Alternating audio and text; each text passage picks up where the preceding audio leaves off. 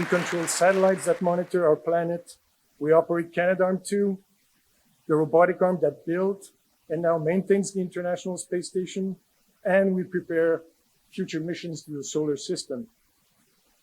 We do these things and more for science, for innovation, to expand our economy into space, and also to inspire the next generation of space explorers.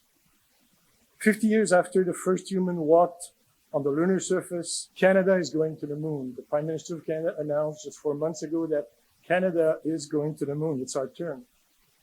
These are very exciting times for us. We set our sights on developing and delivering a robotic system, Canadarm3, to an outpost around the moon, and also to land on the surface of the moon, Canadian-made science instrument. People have asked me what my father's greatest contributions were, and I think I would have to say the Gemini project. It was his concept and design, and he was born May 23rd. He was a Gemini. At the time of the lunar landing on July 20th, 1969, my father was the Chief Systems Engineering Division for NASA. He was with NASA from the beginning of the State Space Task Group, having worked on Project Mercury prior to being reassigned to work on the planning of the lunar mission. Later in 61 and 62, they had to decide how to land on the moon.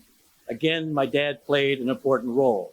He contributed to the planning, not only to the planning, but also to the doing, from conception until touchdown and Armstrong's first steps on the moon.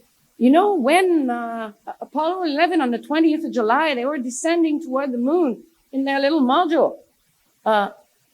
Buzz Aldrin and Neil Armstrong, they were inside, right? Right? They were inside, and there it comes down, and then it finally touched the ground.